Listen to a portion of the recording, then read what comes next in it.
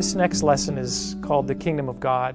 Bob, I love when you teach on this because you have a very simple way of defining the kingdom of God.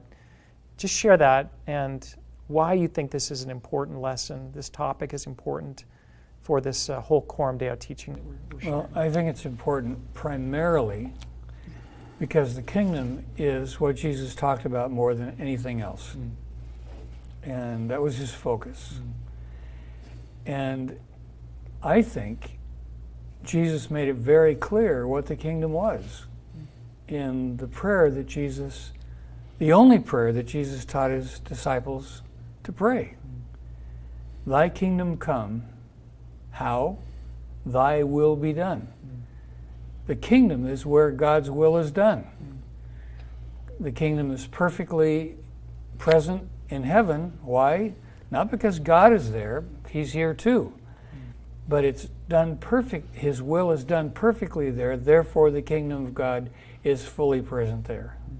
And the kingdom is present in my life to the degree that God's will is done in my life. Move that all the way to society. The kingdom of God is present in society to the degree that God's will is done in society. We want to see the kingdom come? Pretty simple. Obey God's will. You know, all three of us teach this, and all three of us are passionate about this. Scott, why do you like to teach this? What is it that grabs you about this lesson? I think for me, you know, growing up as a young Christian in my teenage years in college, this was always, it was kind of a black box. What is the kingdom of God? It wasn't taught much from the pulpit, and so I didn't think about it very much. When I finally realized kind of what you were saying, Bob, just how much Jesus taught on this, and I began to look into what is the kingdom of God? What is this concept? What is this message of the kingdom?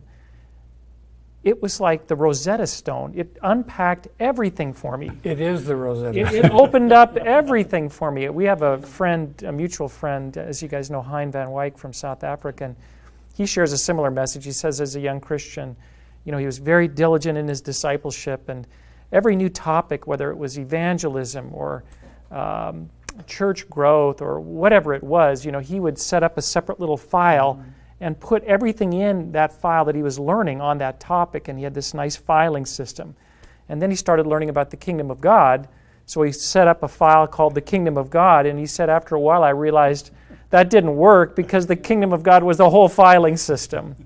And I just completely agree. I don't think we can understand what it means to live as a Christian, to make a difference in our societies, our families, our cultures, without a clear understanding of this central concept. Yeah. You know.